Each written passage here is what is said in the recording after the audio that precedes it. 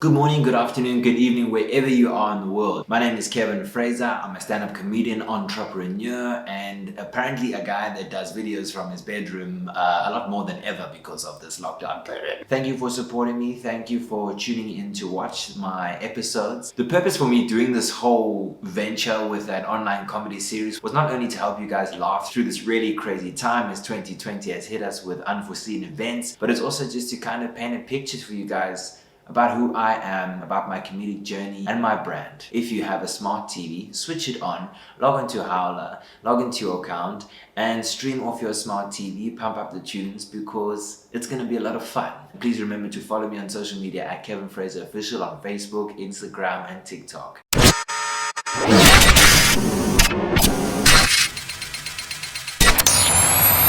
Wow, shiver me timbers!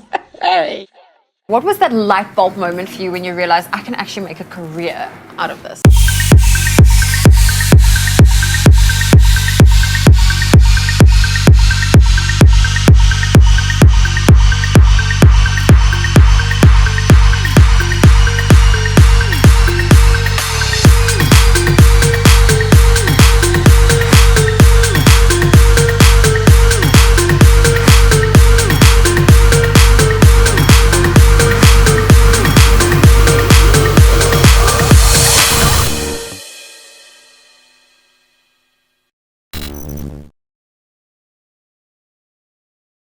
That's how we got connected through Melissa. Yeah, through Melissa Wood, yeah. So she was my drama teacher in those early years.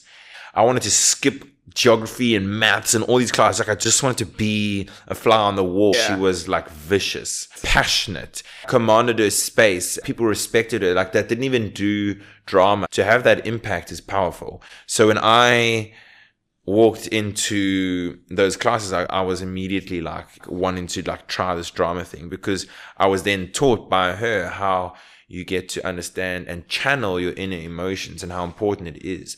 So people think, oh, you must do drama just so you can be a performing artist. No, do drama just to succeed in every area of your life. I really felt like this was now my sports field. Well, this is 5 people because I've been advertising sold out for quite some time. So I'm not going to do rugby. I'm not going to do cricket. I'm going to do this drama thing. I'm going to act. I'm going to learn.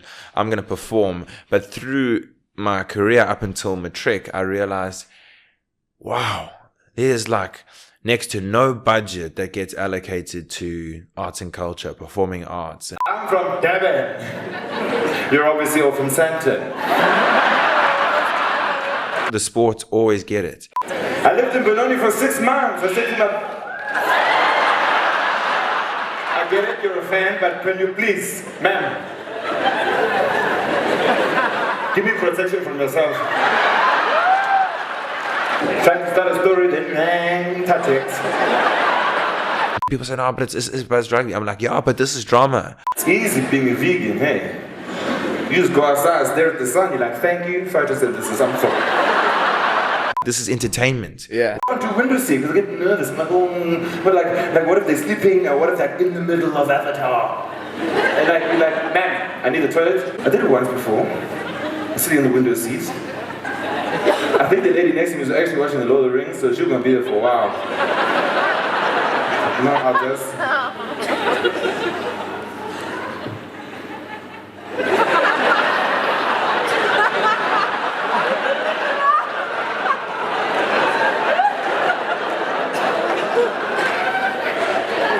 And I got halfway, then I realized that there was one more passenger to cross.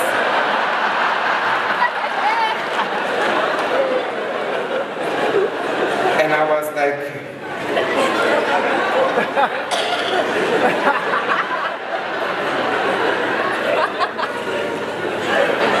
I can't do it. This is not going to happen today. I wasn't confident in school. Until you got on a stage. Until I got on stage. And like people were getting Sportsman of the Year trophies, and then I had a Coke Drama Cup, which is bigger than some of the sports trophies, might I add. It's physically bigger. I was like, yes! And then they were like, you need to return the cup because it belongs to the school. Yeah. I was like, shit, why couldn't I go to private school, hey? It's How did that whole transition happen, going from performing arts to skadoom? DJing kind of started when I was 16. Every day I come home from school, I would cap my parents' internet downloading sick music. Yeah. And every bit of spare cash that I got, I'd go to Musica or Look and Listen, and I'd listen to like the jams, and I'd buy a CD, like, because the CDs were a thing. For a while I was mixing DVD player to DVD player, charging 20 rand an hour. Then I went to my dad and I was like, look, can I sell some shit in the garage? It's looking rather clustered. So my dad was like, cool. And he rounded up all the stuff that he thought that I couldn't sell. And I sold everything within the week, and anything I didn't sell, I took it to Cash Crusaders, and then I got money for. I took that money and I bought actual DJ equipment. And that's when it started. And then as I started earning more money and getting better little gigs around the highway area, so to speak, then I was able to upgrade my equipment until one guy one day was like, we're gonna offer you your first club gig or whatever, like monitored and whatever. And I was so nervous. Like I was, How old are you? I was shitting. I was 16. Yeah. Kidding. So I had to have like a thing signed so I could play in the club.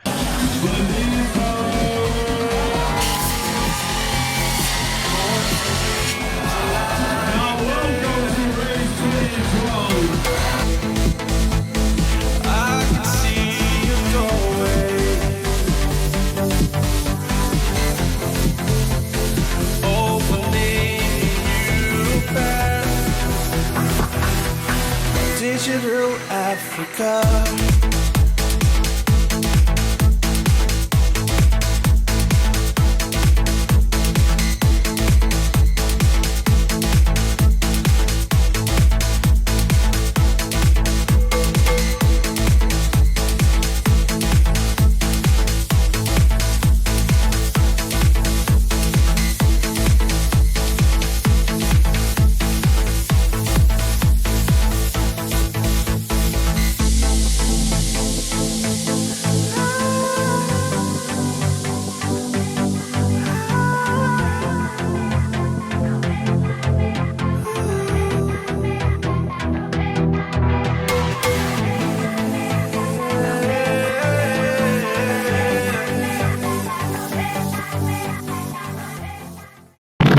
I have been the DJ who's played that song that... You see this guy? What's this DJ playing? What's he playing? Do you know this song? I never heard this song. But then, Lord help you when you do a throwback. She's another. Who's another? Oh, DJ! Ah, DJ! What's it? What's... Sorry. Hi. Do you think you could play something that we can all relate to? Do you think you could play something that we all actually know? Thanks, because some of us, I'm here with my girlfriends, and it's actually our hens night. We're having a hens party. I'm like, of course you're having your hens party, because everyone on Facebook's getting married. Please tell me what I can play for you. I'm so excited to play your song. I am so excited to play your song. David Guetta, with them girls, because everyone here knows that song, and actually they're gonna dance to it. Well, I was booked to play whatever I'm going to play. So for the requests, and get out the house. It's not the fact that the DJ doesn't want to play your requests. The DJ's booked it because it's progressive, you know? There's always that one. Is he gonna play the song? Like, he's just not even listening. What an asshole. Oh no, but she's not done. Brother, girls, you know your girl ain't done. Sorry.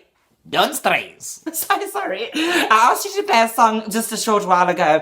Are you gonna play it? This is the reason I am now on my 5th or 6th tequila. We are so used to being trained to going to these big, awesome festivals and going, absolutely lost my tits last night. Had the time of my life. What did you do? Dance me ass off. Ow! What's fun about that? We're on the groove, man. You must feel it. Moving to Australia taught me a lot because I lost touch with South Africa for a couple of years of my life, and it really started to play on me because I was longing for the culture and the rhythm of the motherland. I think that's when I turned to video as a means to connect with people back home, and my fans that had supported my DJ days as Spin Doctor. I kind of still wanted to entertain them somehow. So I was DJing in the club last night. Club going up on a Tuesday. Actually, it was Wednesday. Now, I'm all for hump day, but last night was a bit too much. I realized I'm now getting a little bit older, And this thing, she comes up to me and she's just like, you know what chicks are like, hey? The moment they put their purse behind the DJ box, it's over. She's like, I'm here to stay. Yeah, and I'm going to request a song. And I'm just like, yeah, how you going, mate? What can I do for you? And this chick's like, excuse me, quick question for you. I'm in the mix. Do you not hear? I'm like, you know, I'm like, just leave me alone. I was just wondering if I could make a song request. And I'm like, here we go, David Guetta, Pressure. You know what this girl, she said to me? I was just wondering if you could please play Deep Throat. I was like, girl, get your ass back in line. Bitch, how old are you? Lord have mercy. Bitch, you need some help. You coming up to me asking me for songs like this? I was so shocked, guys. I'm just like, what? Fuck. I'm like, who is the artist? I will download this virus and I will play it for you. And she's like, the artist is Cupcake with 2 Ks. I'm like, but that is not how you spell cupcake. This is the problem with society. Devastated. And I hit the YouTube. You don't know what I saw. YouTube asked me to log in and confirm that I'm over 18. It's a bit sensitive, this content. You sure you wanna watch it? And this chick's waiting for the song. She's got her face on the floor, ass in the ceiling. Looks like she's gonna change a light bulb with her bum cheeks. This is the problem with society today. I blame Nicki Minaj. Anaconda this, anaconda that. Hey! We can't be having girls listen to songs like this. It's making girls more wild than ever before, and it's making guys more aggressive. So that every time they swipe right and they get a match, they're like, wanna bang? You know what I mean? I played the video. And I was like, I was so devastated at the lyrics, I nearly left the club. I was like, I'm out. Here's my USBs. Whatever happened to the Spice Girls? No, it's just my anaconda don't want none because she's got buns, hun. Come. My anaconda come. Need to go back and listen to the good old days. That don't impress me much. But I didn't know that video diaries or vlogs would have the traction that they did. I didn't know that they would take off the way they did. And narrating my videos with some of my African female personas that are most prominent in my content. Yeah. Hey. Was a way for me to connect with my gogo indirectly. I just can't. What happened to me? I must stand inside dog shit. I stood so far inside the dog, might as well have shit on my face. So, I have to drive 3 hours with my feet smelling like absolute poofy caca. My shoes, I don't even want to wash them. I just toss. It's about day 70 of this lockdown. Even I am not feeling so funny at the moment. I don't think I've ever really explained to people. My gogo Anna has been with my family since I was a couple of months old. So I would have been a couple of months old and my family got Anna in. She helped our family through everything. As much as she came to work to kind of help us with everything that needed to be done around the house, both my parents working. She became an integral part of my upbringing, I think, because I spent so much time with her. The love I feel for that woman is unfathomable. I just used to feel her energy and feel her vibe that she brought. She was a woman that would walk and stand tall. Every day I would come home from school, put my bags down, and sometimes I'd be grumpy and hungry, and she would always be there to chat to me, have a laugh. And we talk about a lot of things that were going on in her world, in the townships, how it was that she lived. I'd been to her house a couple of times, went right out into the depths of KwaZulu-Natal. I remember getting home the one day and I was crying because I just felt for her, and I just felt that she didn't have to live a life like that. She spent her life trying to help and assist everyone around her before she ever assisted her own. She's always lived in me. I always looked up to her. She taught me Zulu, she taught me rhythm, and just that repetition every day of being with her and in the house and listening to what she listened to on radio, which at the time was Ukhozi FM. I would learn so much. I was just like a sponge at that age. We formed a really special bond and relationship. Sometimes my father would come home from work and he would walk into the room and like see us jamming there together while she was doing the ironing. I was like, yo. Tell me Yes. about the connection with your nanny. She raised me. She was always there for me. So we built this connection. I was taught to dance by her. So there's a lot of inspiration from her there. And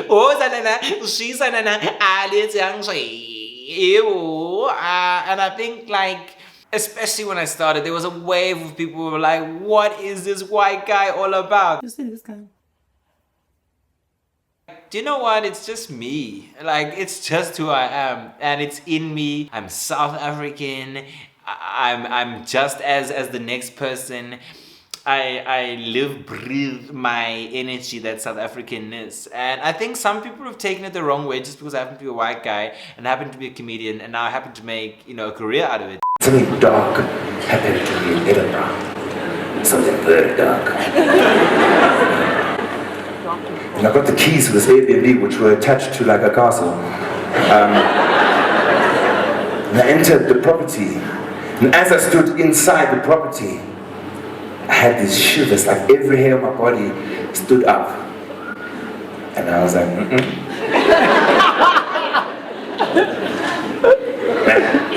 I put my bags down and it was cool. Went out that evening, enjoyed heaps of shows, watched all these comedians, blah, blah, blah. Did my show, boom, got back to the Airbnb, opened the door, walked inside, shiver me timbers. I said, not today, not today, not today. I'm gonna have a whiskey. I'm gonna have a whiskey Wednesday. Whiskey Wednesday. Someone give me whiskey. Someone give me something. I'm just gonna feel it. Just feel it inside. I'm gonna open the cupboard. There was nothing there. I was like, I'm gonna dance it off in the lounge. Oh no, just leave me alone, whatever you are. Not today. Not in Scotland. I don't want this. Let the spirit live this house. Let it live me alone. I don't need this today. Not today, man.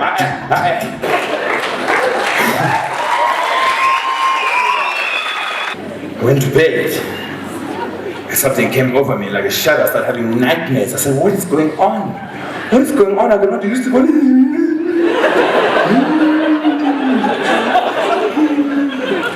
The temperature dropped. I woke up in the clouds of the night at 4 o'clock in the morning.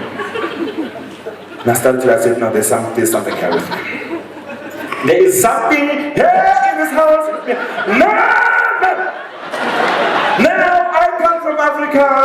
I've grown up with a very special lady in my life. Her name is Anna. She raised me like a second mother. She taught me what is right, wrong, left, right, center, boys and rights. Don't swear. Treat women with respect. And most of all, understand there is a goddamn tokalos that lives in this society.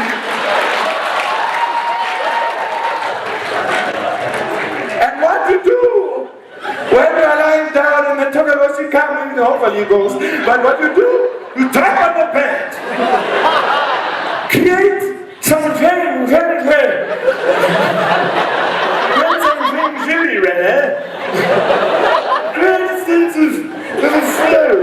But most of all, you must put your bed on bricks.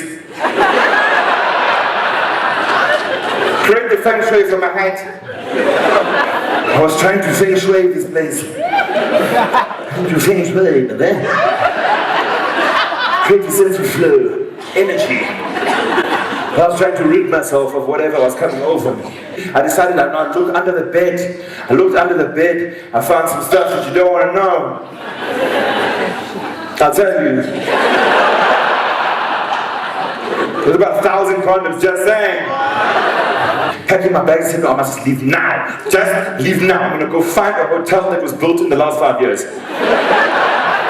This is too much history. Packing my bags, seal the deal, boom. I see this, they have one of those heaters. They had a heater, like they have heaters in the UK, and it's pressed up against the wall, like you know? Because there's never enough space to swing a cat in the UK, or anything. A locust. Okay. And there was this blue book plastered against the wall. I ripped the book from under the wall like... My hand went cold. I turned it over. It said Guide to Demonology. I said, Fussy! No, not today. I left that place quicker than Zuma, the president.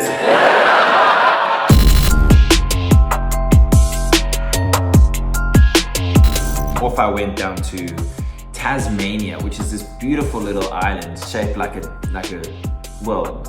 vagina really.